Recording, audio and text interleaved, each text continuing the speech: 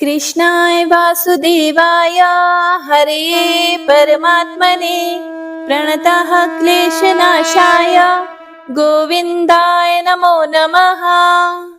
हरे कृष्णा। आप सभी भक्तों का संगीता धर्म सागर चैनल परिवार में दिल से स्वागत है। आइए सुनते हैं आज की कथा। यह संसार एक माया जाल है। यहाँ मनुष्य अक्सर दूसरों के दोष देखने में समय गंवा देता है, पर अपने मन के दोषों को भूल जाता है। भगवान शिव शंकर कहते हैं कि मनुष्य का मूल्य उसके वस्त्र, आडंबर या रूप रंग से नहीं, बल्कि उसकी भावना और अंतःकरण की पवित्रता से आंका जाता है। आज की यह कथा हमें यही शिक्षा देती है कि सच्ची भक्ति वही है जिसमें मनुष्य अपने पापों को स्वीकार करके पश्चाताप करे और भगवान से क्षमा मांगे। तो आइए शुरू करते हैं आज की कथा। इसके बाद आज की महत्वमय कथा सुनेंगे। जय श्री गणेश। हे प्रिय भक्तों, गांव के बीच शिव मंदिर में एक सन्यासी बाबा रहते थे। मंदिर के ठीक सामने ही एक वैश्या का मकान था। वैश्या के यहाँ दिन रात लोग आते जाते रहते थे। यह देखकर सन्यासी मन ही मन कुड़कुड़ाया करता था। एक दिन वह अपने आप को रोक नहीं सका और उस वैश्या को बुला भेजा। उसके आते ही उसे फटकारते हुए बोले, हे पापिन, तुझे शर्म नहीं आती? दिन रात पाप करती रहती है, मरने पर तेरी क्या गति होगी? सन्यासी की बात सुनकर वैश्य को बड़ा दुख हुआ। वह मन ही मन पश्चाताप करती, भगवान से प्रार्थना करती, अपने पाप कर्मों के लिए क्षमा याचना करती। बेचारी कुछ जानती भी नहीं थी। बेबस अपने पेट के लिए वैश्यावृत्ति करनी पड़ती, किंतु दिन रात पश्चाताप और ईश्वर से क्षमा याचना करती रहती। उस सन्यासी ने यह हिसाब लगाने के लिए कि उसके यहाँ कितने लोग आते हैं, एक एक पत्थर गिनकर रखने शुरू कर दिए। जब कोई आता, एक पत्थर उठाकर रख लेता। इस प्रकार पत्थरों का बड़ा भारी ढेर लग गया। तो सन्यासी ने एक दिन फिर उस वैश्य को बुलावा भेजा और कहा कि पापिन, देख तेरे पापों का ढेर, यमराज के यहाँ तेरी क्या गति होगी? अब तो पाप छोड़ दे।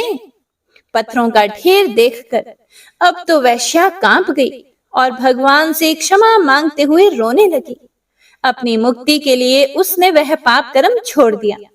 कुछ जानती तो थी नहीं कि किसी तरह से कमा सकती।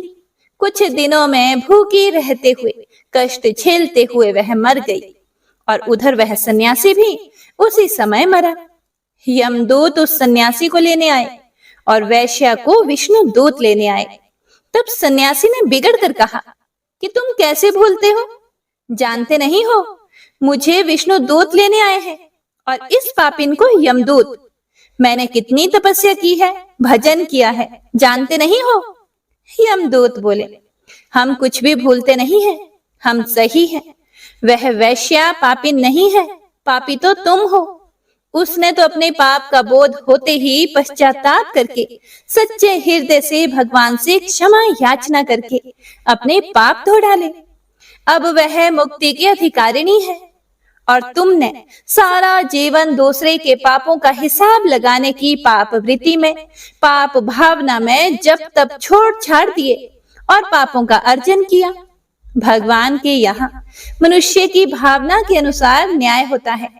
स्वयं दोष दर्शन करना एवं दूसरों को उपदेश देना यह पाप है। हे प्रिय भक्तों, तो इस कथा से हमें यही सीख मिलती है कि जो मनुष्य अपने दोष पहचान कर ईश्वर से सच्चे मन से क्षमा मांग लेता है, उसके पाप धुल जाते हैं।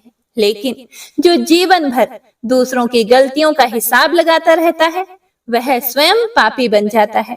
भगवान के दरबार में कर्म की गिनती नहीं, बल्कि भावना की सच्चाई देखी जाती है।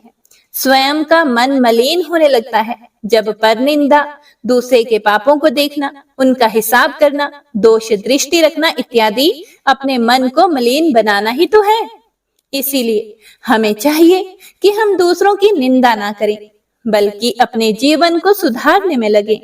सच्ची भक्ति वही है जिसमें हम स्वयं को बदलें और दूसरों के प्रति करुणा और क्षमा का भाव रखें।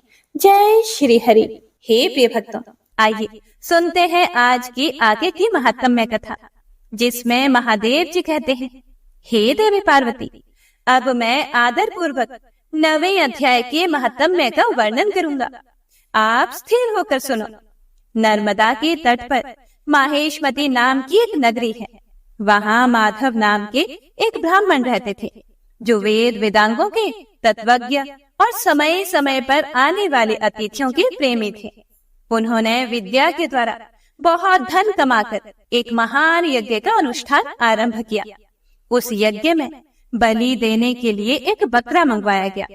हे प्रिय भक्तों, जब उसके शरीर की पूजा हो गई, तब सबको आश्चर्य में डालते हुए उस बकरे ने हंसकर उच्च स्वर से कहा, हे ब्राह्मण, इन बहुत से यज्ञों द्वारा क्या लाभ है? इनका फल तो नष्ट हो जाने वाला तथा ये जन्म, जरा और मृत्यु के भी कारण है। यह सब करने पर भी मेरी जो वर्तमान दशा है, इसे देख लो। बकरे के इस अत्यंत कौतूहलजनक वचन को सुनकर यज्ञ मंडप में रहने वाले सभी लोग बहुत ही आश्चर्यचकित हुए। तब वे यजमान ब्राह्मण हाथ जोड़कर अपलक नेत्रों से देखते हुए बकरे को प्रणाम करके श्रद्धा और आदर के साथ पूछने लगे, हे प्रिय भक्तों, ब्राह्मण बोले कि आप किस जाति के थे, आपका स्वभाव और आचरण कैसा था, तथा जिस कर्म से आपको बकरे की योनि प्राप्त हुई है, यह सब हमें बताइए। बकरा बोला, हे ब्राह्मण देव, मैं पूर्व जन्म में ब्राह्मणों के अत्यंत निर्मल कुल में उत्पन्न हुआ था। समस्त यज्ञों का अनुष्ठान करने वाला और वेद विद्या में प्रवीण था। एक दिन मेरी पत्नी ने भगवती दुर्गा की भक्ति से विनम्र होकर अपने बालक के रोग की शांति के लिए बलि देने के लिए मुझसे एक बकरा मंगवाया। उसके बाद जब चंडिका के मंदिर में वह बकरा मारा जाने लगा, उस समय उसकी माता ने मुझे शाप दिया, ओ ब्राह्मणों में नीच पापी, तू मेरे बच्चे का वध करना चाहता है, इसीलिए तो भी बकरे की योनि में जन्म लेगा। हे द्विश्रेष्ठ, तब कालवश मृत्यु को प्राप्त होकर मैं बकरा हुआ। यद्यपि मैं पशु योनि में पड़ा हूँ, तो भी मुझे अपने पूर्व जन्मों का स्मरण बना हुआ है। हे ब्राह्मण, यदि आपको सुनने की इच्छा हो तो मैं एक और भी आश्चर्य की बात बताता हूँ। कुरुक्षेत्र नामक एक नगर है, जो मोक्ष प्रदान करने वाला है। वहाँ चंद्र शर्मा नामक एक सूर्यवंशी राजा राज्य करते थे। एक समय की बात है, जब सूर्य ग्रहण लगा था। राजा ने बड़ी श्रद्धा के साथ काल पुरुष का दान करने की तैयारी की। उन्होंने वेद वेदांगों के पारगामी एक विद्वान ब्राह्मण को बुलाया और पुरोहित के साथ वे तीर्थ के पावन जल से स्नान करने को चल दिए और 2 वस्त्र धारण किए। फिर पवित्र और प्रसन्नचित होकर उन्होंने श्वेत चंदन लगाया और बगल में खड़े हुए पुरोहित का हाथ पकड़कर मनुष्यों से घिरे हुए अपने स्थान पर लौट आए। आने पर राजा ने यथोचित विधि से भक्ति पूर्वक ब्राह्मण को काल पुरुष का दान किया। तब काल पुरुष का हृदय चीर कर उसमें से एक पापात्मा चंडाल प्रकट हुआ और फिर थोड़ी देर के बाद निंदा भी चांडाली का रूप धारण करके काल पुरुष के शरीर से निकली और ब्राह्मण के पास आ गई। इस प्रकार चांडालों की वह जोड़ी आंखें लाल किए निकली और ब्राह्मण के शरीर में बलपूर्वक प्रवेश करने लगे। ब्राह्मण मन ही मन गीता के 9वें अध्याय का जप करते थे और राजा चुपचाप यह सब कौतुक देखने लगे। ब्राह्मण के अंतःकरण में भगवान गोविंद शयन करते थे। वे उन्हीं का ध्यान करने लगे। ब्राह्मण ने जब गीता के 9वें अध्याय का जप करते हुए अपने भगवान का ध्यान किया, उस समय गीता के अक्षरों से प्रकट हुए विष्णु दूतों द्वारा पीड़ित होकर वे दोनों चांडाल भाग चले। उनका उद्योग निष्फल हो गया। इस प्रकार इस घटना को प्रत्यक्ष देखकर राजा के नेत्र आश्चर्य से चकित हो उठे। उन्होंने ब्राह्मण से पूछा, हे विप्रवर, इस भयंकर आपत्ति को आपने कैसे पार किया? आप किस मंत्र का जप तथा किस देवता का स्मरण कर रहे थे? वह पुरुष और वह स्त्री कौन थी? वे दोनों कैसे उपस्थित हुए? फिर वे शांत कैसे हो गए? यह सब हमें बताइए। ब्राह्मण ने कहा, हे राजन, चांडाल का रूप धारण करके भयंकर पाप ही प्रकट हुआ था तथा वह स्त्री निंदा की साक्षात मूर्ति थी। मैं इन दोनों को ऐसा ही समझता हूँ। उस समय मैं गीता के 9वें अध्याय के मंत्रों की माला जपता था। उसी का महात्म्य है कि सारा संकट दूर हो गया। हे महीपते, मैं नित्य ही गीता के 9वें अध्याय का जप करता हूँ। उसी के प्रभाव से ग्रह जनित आपत्तियों से पार हो सका हूँ। हे प्रिय भक्तों, यह सुनकर राजा ने उसी ब्राह्मण से गीता के 9वें अध्याय का अभ्यास किया। फिर वे दोनों ही परम शांति मोक्ष को प्राप्त हो गए। यह कथा सुनकर ब्राह्मण ने बकरे को बंधन से मुक्त कर दिया और गीता के 9वें अध्याय के अभ्यास से परम गति को प्राप्त किया। हरे कृष्णा। हे प्रिय भक्तों, अब आइए गीता के 9वें अध्याय का श्रवण करते हैं। हे प्रिय भक्तों, पिछले 2 अध्यायों में परम भगवान श्री कृष्ण ने घोषणा की कि सभी में से भक्ति ही योग या परम पुरुष से मिलन का सर्वोच्च तथापि सरलतम मार्ग है। इस अध्याय में वे अपनी सर्वोच्च महिमा को प्रकट करते हैं, जो श्रद्धा, भक्ति और विस्मय को प्रेरित करती है। यद्यपि श्री कृष्ण अपने व्यक्तिगत रूप में अर्जुन के सामने खड़े हैं, फिर भी उन्हें मानवीय व्यक्तित्व वाला समझने की भूल नहीं करनी चाहिए। भगवान श्री कृष्ण कहते हैं, हे अर्जुन, चूंकि तुम मुझसे ईर्ष्या नहीं करते, अतः अब मैं तुम्हें यह अत्यंत गोपनीय ज्ञान और बुद्धि प्रदान करूंगा, जिसे जानकर तुम भौतिक संसार के दुखों से मुक्त हो जाओगे। यह ज्ञान विज्ञानों का राजा है और सभी रहस्यों में सबसे गहरा है। इसे सुनने वालों को यह पवित्र कर देता है। यह प्रत्यक्ष रूप से प्राप्त करने योग्य है, धर्म के अनुसार है, अभ्यास में आसान है और प्रभाव में शाश्वत है। हे शत्रुओं पर विजय पाने वाले, जो लोग इस धर्म में विश्वास नहीं रखते, वे मुझे प्राप्त नहीं कर पाते। वे बार बार जन्म मृत्यु के चक्र में इस संसार में आते रहते हैं। यह संपूर्ण ब्रह्मांड मेरे अव्यक्त रूप में व्याप्त है। सभी जीव मुझ में निवास करते हैं, किंतु मैं उनमें निवास नहीं करता। और फिर भी जीव मुझ में नहीं रहते। मेरी दिव्य शक्ति का रहस्य देखो। यद्यपि मैं सभी जीवों का निर्माता और पालन करता हूँ, फिर भी मैं उनसे या भौतिक प्रकृति से प्रभावित नहीं होता। यह जान लो कि जैसे सर्वत्र बहने वाली प्रचंड वायु सदैव आकाश में ही स्थित रहती है, उसी प्रकार समस्त जीवात्माएं सदैव मुझ में ही स्थित रहती हैं। एक कल्प के अंत में सभी जीव मेरी आदि भौतिक शक्ति में विलीन हो जाते हैं। अगली सृष्टि के आरंभ में, हे कुंती पुत्र, मैं उन्हें फिर से प्रकट करता हूँ। अपनी भौतिक शक्ति पर अधिष्ठाता होकर मैं इन असंख्य रूपों को उनकी प्रकृति के बल के अनुसार बार बार उत्पन्न करता हूँ। हे धन विजेता, इनमें से कोई भी कर्म मुझे नहीं बांधता। मैं इन कर्मों से सदैव विरक्त होकर तटस्थ दृष्टा की तरह रहता हूँ। हे कुंती पुत्र, मेरे निर्देशन में कार्य करते हुए यह भौतिक शक्ति सभी सजीव और अजीव रूपों को अस्तित्व में लाती है। इसी कारण से भौतिक जगत में परिवर्तन अर्थात सृजन, पालन और संहार होते रहते हैं। जब मैं अपने साकार रूप में अवतरित होता हूँ, तो भ्रमित व्यक्ति मुझे पहचानने में असमर्थ हो जाते हैं। वे मेरे व्यक्तित्व की दिव्यता को नहीं जानते, क्योंकि मैं सभी प्राणियों का परमेश्वर हूँ। भौतिक शक्ति से मोहित होकर ऐसे लोग आसुरी और नास्तिक विचारों को अपना लेते हैं। उस भ्रमित अवस्था में उनके कल्याण की आशा व्यर्थ हो जाती है, उनके कर्म व्यर्थ हो जाते हैं और उनकी ज्ञान संस्कृति नष्ट हो जाती है। हे पार्थ, जो महात्मा मेरी दिव्य शक्ति की शरण लेते हैं, वे मुझ भगवान कृष्ण को ही समस्त सृष्टि का मूल जानते हैं।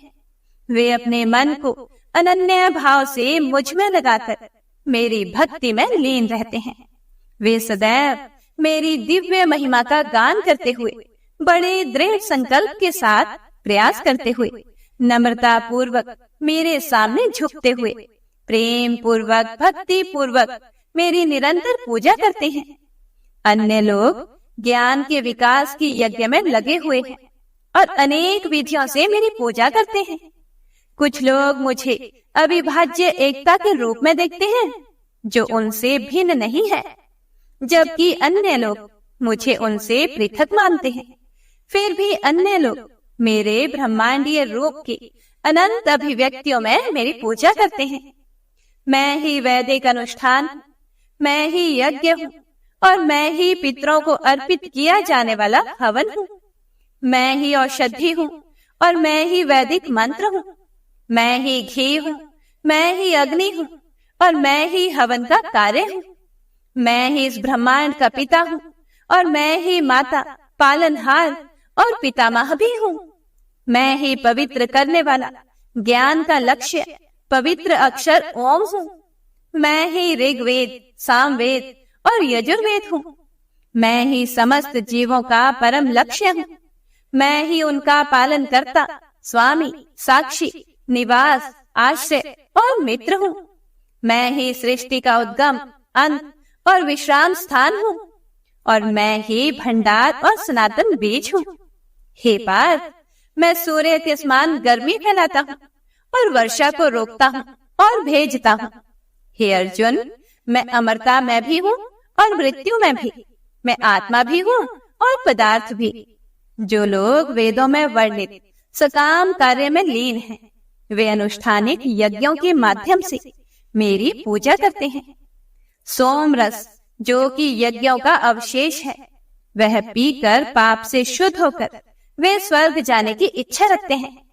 अपने पुण्य कर्मों के कारण वे स्वर्ग के राजा इंद्र के धाम में जाते हैं और दिव्य देवताओं के सुखों का आनंद लेते हैं। हे अर्जुन, जब वे स्वर्ग के विशाल सुखों का उपभोग कर लेते हैं तो उनके पुण्यों का भंडार समाप्त हो जाता है और वे पृथ्वी पर लौट आते हैं। इस प्रकार जो लोग वैदिक अनुष्ठानों का पालन करते हैं, वे भोगों की इच्छा रखते हुए बार बार इस संसार में आते जाते रहते हैं। कुछ लोग ऐसे भी हैं जो हमेशा मेरे बारे में सोचते हैं और मेरी अनन्य भक्ति में लीन रहते हैं। उनका मन हमेशा मुझ में लीन रहता है। मैं उनकी कमी को पूरा करता हूँ और जो उनके पास पहले से है उसे सुरक्षित रखता हूँ।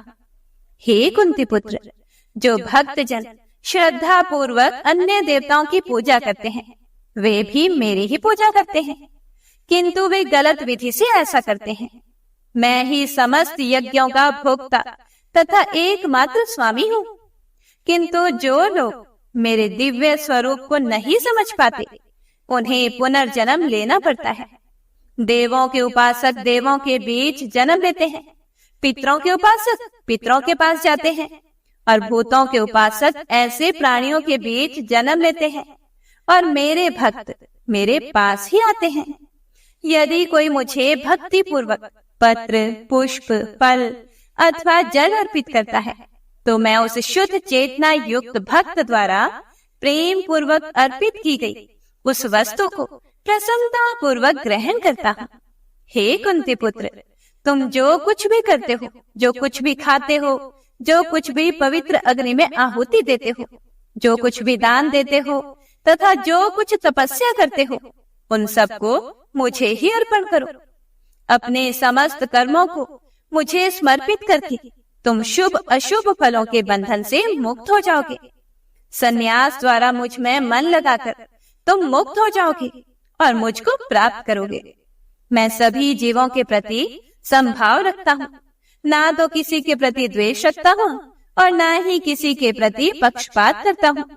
परंतु जो भक्त प्रेम पूर्वक मेरा भजन करते हैं, वे मुझ में निवास करते हैं और मैं उनमें निवास करता हूँ। यदि सबसे अधिक पापी भी अनन्य भक्ति के साथ मेरी पूजा करते हैं तो उन्हें भी धर्मात्मा ही माना जाना चाहिए, क्योंकि उन्होंने उचित संकल्प लिया है। वे शीघ्र ही पुण्यवान हो जाते हैं और स्थायी शांति प्राप्त करते हैं। हे कुंती पुत्र, यह स्पष्ट रूप से कह दो कि मेरा कोई भी भक्त कभी नष्ट नहीं होता। वे सभी जो मेरी शरण में आते हैं, चाहे उनका जन्म, वंश, लिंग या जाति कुछ भी हो, यहाँ तक कि वे भी जिन्हें समाज तिरस्कृत करता है, वे परम गति को प्राप्त करेंगे। फिर पुण्य कर्म वाले राजाओं और ऋषियों की तो बात ही क्या। इसीलिए इस क्षण भंगुर और आनंदहीन संसार में आकर मेरी भक्ति में लग जाओ। सदैव मेरा चिंतन करो, मुझ में भक्त बनो, मेरी पूजा करो और मुझे नमस्कार करो। अपना मन और शरीर मुझे समर्पित करके तुम अवश्य ही मेरे पास आओगे। हरे कृष्णा। हे प्रिय भक्तों, आइए अब गीता के 10वें अध्याय का महात्म्य सुनते हैं। भगवान शिव कहते हैं, हे देवी पार्वती, अब आप 10वें अध्याय के महात्म्य की परम पावन कथा सुनो, जो स्वर्ग रूपी दुर्ग में जाने के लिए सुंदर सोपान और प्रभाव की चरम सीमा है। काशीपुरी में धीर बुद्धि नाम से विख्यात एक ब्राह्मण था, जो मेरी प्रिय नंदी के समान भक्ति रखता था। वह पावन कीर्ति के अर्जन में तत्पर रहने वाला, शांत चित्त और हिंसा, कठोरता और दुस्साहस से दूर रहने वाला था। जितेंद्रिय होने के कारण वह निवृत्ति मार्ग में स्थित रहता था। उसने वेद रूपी समुद्र का पार पा लिया था। वह संपूर्ण शास्त्रों के तात्पर्य का ज्ञाता था। उसका मन सदा मेरे ध्यान में संलग्न रहता था। वह मन को अंतरात्मा में लगाकर सदा आत्म तत्व का साक्षात्कार किया करता था। इसीलिए जब वह चलने लगता, तब मैं प्रेमवश उसके पीछे दौड़ दौड़ कर उसे हाथ का सहारा देता रहता था। हे पार्वती, यह देखकर मेरे पार्षद भृंगी ऋषि ने पूछा, हे भगवान, इस प्रकार भला किसने आपका दर्शन किया होगा? इस महात्मा ने ऐसा कौन सा तप, होम अथवा जप किया है कि स्वयं आप ही पग पग पर इसे हाथ का सहारा देते रहते हैं? भृंगी ऋषि का यह प्रश्न सुनकर मैंने कहा, एक समय की बात है। कैलाश पर्वत के पार्श्व भागम में पुन्नाग वन के भीतर चंद्रमा की अमृतमय किरणों से धुली हुई भूमि में एक वेदी का आश्रय लेकर मैं बैठा हुआ था। मेरे बैठने के क्षण भर बाद ही सहसा बड़े जोर की आंधी उठी। वहां के वृक्षों की शाखाएं नीचे ऊपर होकर आपस में टकराने लगी। कितनी ही टहनियां टूट टूट कर बिखर गई। पर्वत की अविचल छाया भी हिलने लगी। इसके बाद वहां महान भयंकर शब्द हुआ, जिससे कि पर्वत की कंदराएं प्रतिध्वनित हो उठी। उसके बाद आकाश से कोई विशाल पक्षी उतरा, जिसकी कांति काले मेघ के समान थी। वह गज्जल की राशि, अंधकार के समूह अथवा पंख कटे हुए काले पर्वत सा जान पड़ता था। पैरों से पृथ्वी का सहारा लेकर उस पक्षी ने मुझे प्रणाम किया और एक सुंदर नवीन कमल मेरे चरणों में रखकर स्पष्ट वाणी में स्तुति करनी आरंभ की। वह पक्षी बोला, हे देव, आपकी जय हो। आप चिदानंदमयी सुधा के सागर तथा जगत के पालक हैं। सदा सद्भावना से युक्त और अनासक्ति की लहरों से उल्सित हैं। आपके वैभव का कहीं अंत नहीं है। आपकी सदा जय हो। अद्वैत वासना से परिपूर्ण बुद्धि के द्वारा आप त्रिविध मलों से रहित हैं। आप जितेंद्रिय भक्तों को अधीन अविद्यामय उपाधि से रहित, नित्य मुक्त, निराकार, निरामय, असीम, अहंकार शून्य, आवरण रहित और निर्गुण है। आपके भयंकर ललाट रूपी महासर्प की विष ज्वाला से आपने कामदेव को भस्म किया। आपकी सदा जय हो। आप प्रत्यक्ष आदि प्रमाणों से दूर होते हुए भी प्रमाण स्वरूप है। आपको मेरा बारंबार नमस्कार है। चैतन्य के स्वामी तथा त्रिभुवन रूपधारी आपको प्रणाम है। मैं श्रेष्ठ योगियों द्वारा चुंबित आपके उन चरण कमलों की वंदना करता हूँ, जो अपार भव पाप के समुद्र से पार उतरने में अद्भुत शक्तिशाली है। हे महादेव, साक्षात बृहस्पति जी भी आपकी स्तुति करने के धृष्टता नहीं कर सकते। हे प्रभु, सहस्त्र मुखों वाले नागराज शेष में भी इतना चातुर्य नहीं है कि वे आपके गुणों का वर्णन कर सके। फिर मेरे जैसे छोटी बुद्धि वाले पक्षी की तो बिसात ही क्या है। उस पक्षी के द्वारा किए हुए इस स्तोत्र को सुनकर मैंने उससे पूछा, हे विहंगम, तुम कौन हो और कहां से आए हो? तुम्हारी आकृति तो हंस जैसी है, मगर रंग कौवे का मिलता है। तुम जिस प्रयोजन को लेकर यहाँ आए हो उसे मुझे बताओ। हे देवी पार्वती, मेरे मुख से यह वचन सुनकर पक्षी बोला, हे देवेश, मुझे ब्रह्मा जी का हंस जानिए। हे धुर्जटे, जिस कर्म से मेरे शरीर में इस समय कालिमा आ गई है उसे सुनिए। प्रभु, यद्यपि आप सर्वज्ञ हैं, इसीलिए आपसे कोई भी बात छिपी नहीं है, फिर भी यदि आप पूछते हैं तो मैं बतलाता हूँ। सौराष्ट्र नगर के पास एक सुंदर सरोवर है जिसमें कमल लहलाते रहते हैं। उसी में से बाल चंद्रमा के टुकड़े जैसे श्वेत मृणालों के ग्रास लेकर मैं तीव्र गति से आकाश में उड़ रहा था, और उड़ते उड़ते मैं अचानक वहां से पृथ्वी पर गिर पड़ा। जब होश में आया और अपने गिरने का कोई कारण ना देख सका तो मैंने मन ही मन सोचा, अहो, यह मुझ पर क्या आ पड़ा? आज मेरा पतन कैसे हो गया? पके हुए कपूर के समान मेरे श्वेत शरीर में यह कालिमा कैसे आ गई? इस प्रकार विस्मित होकर मैं अभी विचार ही कर रहा था कि इस पोखरे के कमलों में से मुझे ऐसी वाणी सुनाई दी, ओ हंस, उठो, मैं तुम्हारे गिरने और काले होने का कारण बताती हूँ। तब मैं उठकर सरोवर के बीच में गया और वहां 5 कमलों से युक्त एक सुंदर कमलिनी को देखा। उसको प्रणाम करके मैंने प्रदक्षिणा की और अपने पतन का कारण उनसे पूछा। कमलिनी बोली, हे कलहंस, तुम आकाश मार्ग से मुझे लांघ कर गए हो। उसी पाप के कारण तुम्हें पृथ्वी पर गिरना पड़ा है तथा उसी के कारण तुम्हारे शरीर में कालिमा दिखाई देती है। तुम्हें गिरा हुआ देखकर मेरे हृदय में दया भर आई। जब मैं इस मध्यम कमल के द्वारा बोलने लगी हूँ, उस समय मेरे मुख से निकली हुई सुगंध को सौंधकर 60,000 भंवरे स्वर्ग लोक को प्राप्त हो गए हैं। हे पक्षीराज, जिस कारण मुझ में इतना प्रभाव आया है उसे बतलाती हूँ, ध्यान पूर्वक सुनो।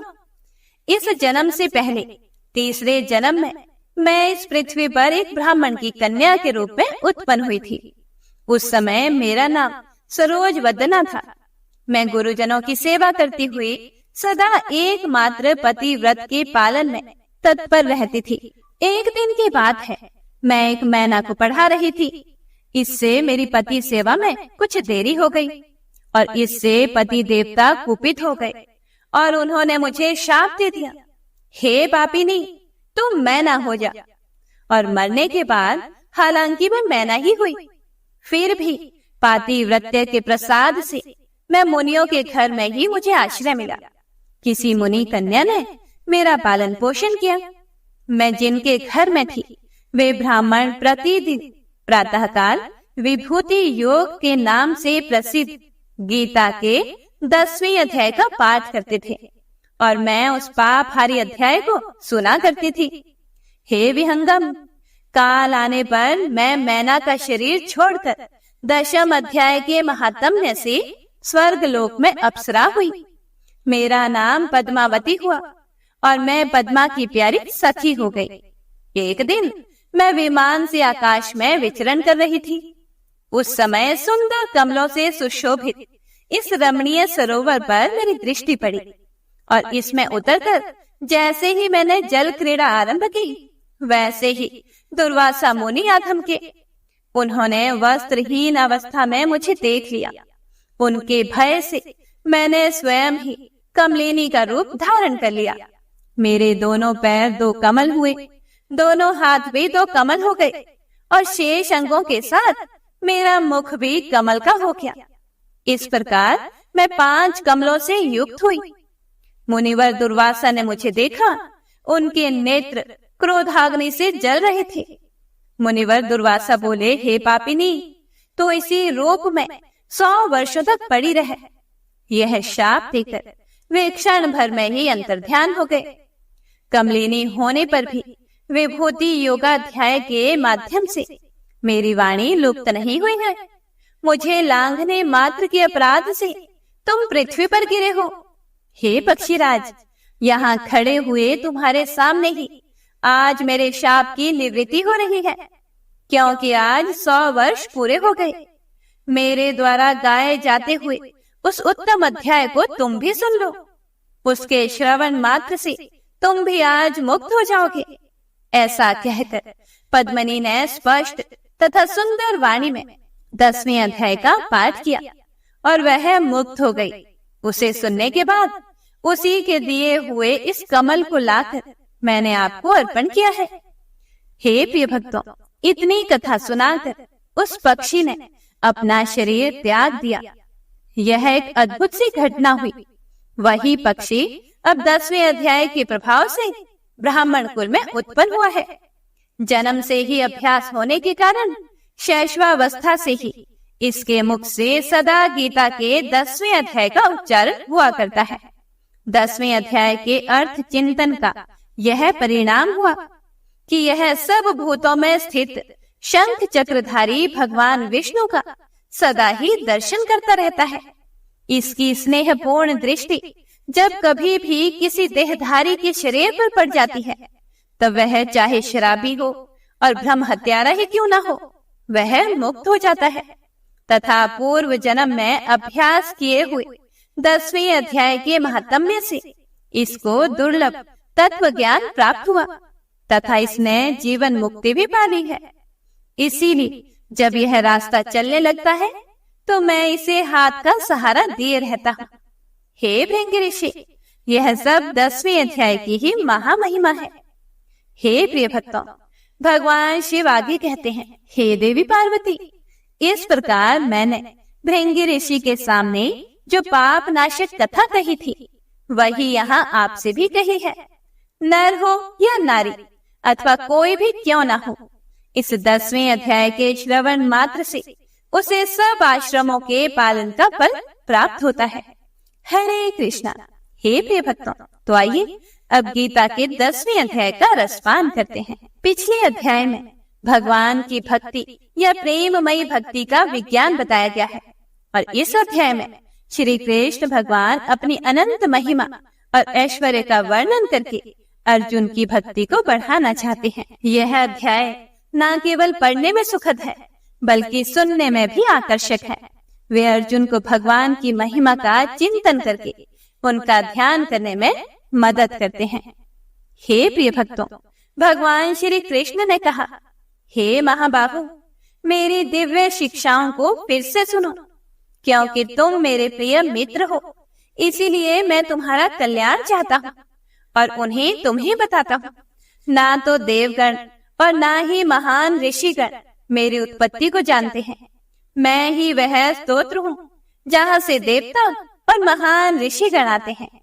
जो लोग मुझे अजन्मा, अनादि तथा ब्रह्मांड के परमेश्वर के रूप में जानते हैं, वे सभी मनुष्य मोह से मुक्त हो जाते हैं तथा समस्त बुराइयों से मुक्त हो जाते हैं।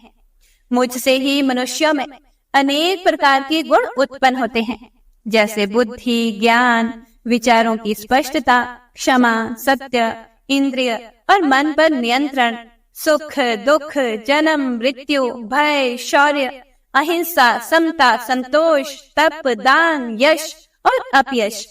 7 महर्षि, उनसे पहले के 4 महर्षि तथा 14 मनु, ये सब मेरे मन से उत्पन्न हुए हैं। इन्हीं से संसार के सभी लोग उत्पन्न हुए हैं। जो लोग मेरी महिमा और दिव्य शक्तियों को सत्य रूप से जानते हैं, वे अविचल भक्ति योग के द्वारा मेरे साथ एक हो जाते हैं। इसमें कोई भी संशय नहीं है। मैं ही समस्त सृष्टि का मूल हूँ। मुझसे ही सब कुछ उत्पन्न होता है। जो बुद्धिमान लोग इस बात को भली भांति जानते हैं, वे बड़ी श्रद्धा और भक्ति के साथ मेरी पूजा करते हैं। मेरे भक्तजन अपने मन को मुझ में स्थिर करके तथा अपने जीवन को मुझ में समर्पित करके सदैव मुझ में संतुष्ट रहते हैं। वे एक दूसरे को मेरे विषय में ज्ञान देने तथा मेरी महिमा के विषय में वार्तालाप करने में महान संतोष तथा आनंद प्राप्त करते हैं। जिनका मन सदैव मुझ में प्रेम पूर्वक समर्पित रहता है, उन्हें मैं दिव्य ज्ञान देता हूँ, जिससे वे मुझे प्राप्त कर सकते हैं। मैं जो उनके हृदय में निवास करता हूँ, उन पर दया करके उनके अज्ञान जनित अंधकार को और ज्ञान रूपी प्रकाशमान दीपक से नष्ट करता हूँ। अर्जुन ने कहा, आप परम दिव्य पुरुष, परम धाम, परम पवित्र, सनातन देव, आदि पुरुष, अजन्मा और महानतम है।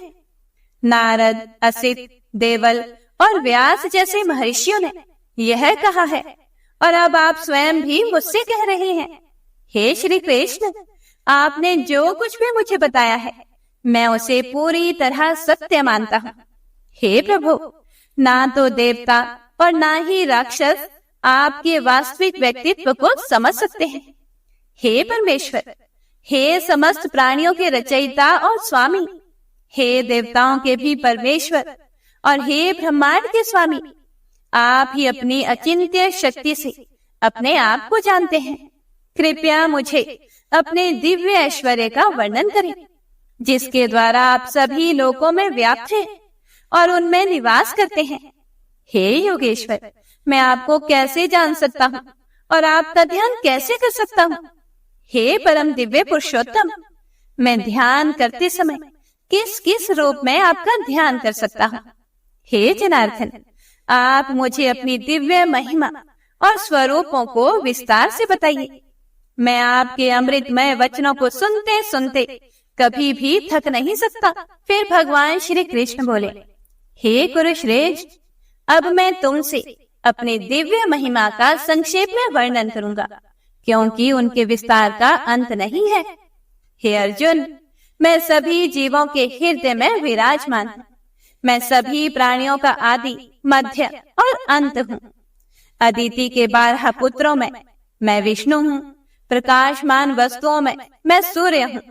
मरुतों में मरीचि और रात्रि के आकाश के तारों में चंद्रमा ही मुझे जानो।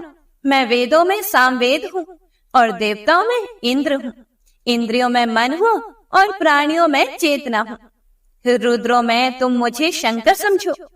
अर्ध देवों और दैत्यों में मैं कुबेर हूँ। वसुओं में मैं अग्नि हूँ और पर्वतों में मैं मेरु हूँ। हे अर्जुन, पुरोहितों में मैं बृहस्पति हूँ और योद्धाओं में मैं कार्तिकेय हूँ तथा जल के जलाशयों में मुझे समुद्र ही समझो। मैं महान ऋषियों में भृगु हूँ और ध्वनियों में दिव्य ओम हूँ। मंत्रों में मुझे पवित्र नाम का जप समझो। अचल वस्तुओं में मैं हिमालय हूँ। वृक्षों में मैं पीपल हूँ। देव मुनियों में मैं नारद हूँ। गंधर्वों में मैं चित्ररथ हूँ और सिद्धों में मैं कपिल मुनि हूँ। घोड़ों में मुझे उच्च श्रवा जानो, जो अमृत सागर के मंथन से उत्पन्न हुआ है। मैं समस्त हाथियों में ऐरावत हूँ और मनुष्यों में राजा हूँ। मैं शस्त्रों में वज्र हूँ और गौओं में कामधेनु हूँ। मैं प्रेम का देवता हूँ। मैं संतानों उत्पत्ति के सभी कारणों में कामदेव हूँ और मैं सर्पों में वासुकी हूँ। मैं सर्पों में अनंत हूँ। जलचरों में वरुण हूँ और पितरों में अर्यमा हूँ। विधि विधान करने वालों में मृत्यु का देवता यमराज हूँ। मैं दैत्यों में प्रहलाद हूँ और सबको नियंत्रित करने वाले में काल हूँ। मुझे पशुओं में सिंह और पक्षियों में गरुड़ जानो। पवित्र करने वालों में मैं वायु हूँ। शस्त्रधारियों में मैं राम हूँ। जलचरों में मैं मगरमच्छ हूँ तथा बहती नदियों में मैं गंगा हूँ। हे अर्जुन, मुझे ही समस्त सृष्टि का आदि, मध्य और अंत समझो। विद्याओं में मैं ही अध्यात्म शास्त्र हूँ और शास्त्रार्थ में मैं ही तार्किक निष्कर्ष हूँ। मैं सभी अक्षरों में आरंभिक अ हूँ। व्याकरणित यौगिकों में द्विशब्द हूँ। मैं अनंत काल हूँ और सृष्टिकर्ताओं में ब्रह्मा हूँ। मैं सर्वभक्षी मृत्यु हूँ और जो कुछ अभी होना है उसका मूल भी मैं ही हूँ। स्त्रियोचित गुणों में मैं यश, समृद्धि, उत्तम वाणी, समृद्धि, बुद्धि, साहस और क्षमा हूँ। हे पार्थ, सामवेद के मंत्रों में मुझे बृहत साम जानो। काव्यात्मक छंदों में मैं गायत्री हूँ। हिंदू पंचांग के 12 महीनों में मैं मार्गशीर्ष हूँ तथा ऋतुओं में मैं बसंत हूँ जो पुष्पों को जन्म देती है। मैं धोखेबाजों का जुआ हूँ और वैभवशाली लोगों का वैभव हूँ। मैं विजयी लोगों की विजय हूँ, दृढ़ निश्चय लोगों का संकल्प हूँ और पुण्य आत्माओं का पुण्य हूँ। वृष्णि वंशियों में मैं कृष्ण हूँ और पांडवों में मैं अर्जुन हूँ। मुझे मुनियों में वेद व्यास और महामुनियों में शुक्राचार्य जानो। मैं अधर्म को रोकने के उपायों में न्यायपूर्ण दंड हूँ और विजय चाहने वालों में उचित आचरण हूँ। रहस्यों में मैं मौन हूँ और बुद्धिमानों में मैं उनकी बुद्धि हूँ। हे अर्जुन, मैं समस्त प्राणियों का मूल बीज हूँ। मेरे बिना कोई भी चर या अचर प्राणी नहीं रह सकता। हे शत्रुओं पर विजय पाने वाले, मेरी दिव्य अभिव्यक्तियों का कोई अंत नहीं है। मैंने जो कुछ तुम्हारे समक्ष प्रकट किया है वह मेरी अनंत महिमा का एक नमूना मात्र है। जो कुछ भी तुम सुंदर, महिमामय या शक्तिशाली देखते हो उसे मेरे तेज की एक चिंगारी से उत्पन्न हुआ जानो। हे अर्जुन, इस विस्तृत ज्ञान की क्या आवश्यकता है? बस इतना जान लो कि मैं अपने एक अंश से इस संपूर्ण सृष्टि में व्याप्त हूँ और उसे धारण करता हूँ। ओम नमो नारायणाय। हे प्रिय भक्तों, तो इसी के साथ आज की यह कथा यहीं समाप्त होती है। इससे आगे का वर्णन आप अगले अध्याय में सुनेंगे। श्री विष्णु सुनिए विनय, सेवक की चित लाए। कीरत कुछ वर्णन करो, दीजिए ज्ञान बताए। नमो विष्णु भगवान खरारे, कष्ट नशावन अखिल बिहारी। प्रबल जगत में शक्ति तुम्हारी, त्रिभुवन फैल रही उजियारी। सुंदर रूप मनोहर सूरत, सरल स्वभाव मोहनी मूरत। तन पर पीतांबर अति सोहत, बैजंती माला मन मोहत। शंख चक्र कर गदा बिराजे, देखत दैत्य असुर दल भाजे। सत्य धर्म मद लोभ न गाजे, काम क्रोध मद लोभ न छाजे। संत भक्त सज्जन मन रंजन, धनुज असुर दुष्टन दल गंजन। सुख उपजाए कष्ट सब भंजन, दोष मिटाए करत जन सज्जन। पाप काट भव सिंधु तारण, कष्ट नाश कर भक्त उबारण। करत अनेक रूप प्रभु धारण, केवल आप भक्ति के कारण। धरणी धेनु बन सुमिहि पुकारा, तब तुम रूप राम का धारा। भार उतार असुर दल मारा, रावण आदिक को संहारा। आप वराह रूप बनाया, हिरण्याक्ष को मार गिराया। धर्म तस्य तन सिंधु बनाया, 14 रत्नन को निकलाया। अमिलख असुरन द्वंद्व मचाया, रूप मोहनी आप दिखाया। देवन को अमृत पान कराया, असुरन को छवि से बहलाया। कूर्म रूप धर सिंधु मझाया, मंद्राचल गिरि तुरंत उठाया। शंकर का तुम फंद छुड़ाया, भस्मासुर को रूप दिखाया। वेदन को जब असुर डुबाया, कर प्रबंध उन्हें ढूंढवाया। मोहित बन कर खल ही नचाया, उसी ही कर से भस्म कराया। असुर जलंधर अति बलदाई, शंकर से उनकी नहीं लड़ाई। हार पार शिव सकल बनाए, कीन सती से छल खल जाए। सुमिरन कीन तुम्हें शिवरानी, बतलाए सब विपत कहानी। तब तुम बने मुनीश्वर ज्ञानी, वृंदा की सब सुरति बुलानी। देखत 3 धनुष शैतानी, वृंदा आए तुम्हें लपटानी। हो स्पर्श धर्म क्षति मानी, हनासुर उर शिव शैतानी। तुमने ध्रुव प्रहलाद उबारे, हिरण्याकुशादिक खल मारे। गणिका और अजामिल तारे, बहुत भक्त भव सिंधु उतारे। हरहु सकल संताप हमारे, कृपा करहूँ हरि सिरजनहारे। देखहूँ मैं निज दर्श तुम्हारे, दीन बंधु भक्तन हितकारे। चाहताप का सेवक दर्शन, करहूँ दया अपनी मधुसूदन। जानो नहीं योग्य जप पूजन, होए यज्ञ स्तुति अनुमोदन। शील दया संतोष सुलक्षण, विदित नहीं व्रत बोध विलक्षण। करहूँ आपका किस विधि पूजन, कुमति विलोक होत दुख भीषण। करहूँ प्रणाम कौन विधि सुमिरन, कौन भांति मैं करहूँ समरण। सुर मुनि करत सदा सेवकाई, हर्षित रहत परम गति पाए। दीन दुखीन पर सदा सहाय, निज जन जान लेवा पनाए। पाप दोष संताप नशाओ, भव बंधन से मुक्त कराओ। सुख संपत्ति दे सुख उपजाओ, निज चरणन का दास बनाओ। निगम सदा ये विनय सुनावे, पढ़े सुने सो जन सुख पावे। इति श्री विष्णु चालीसा संपूर्ण। प्रेम से बोलिए विष्णु भगवान की जय, माता लक्ष्मी की जय।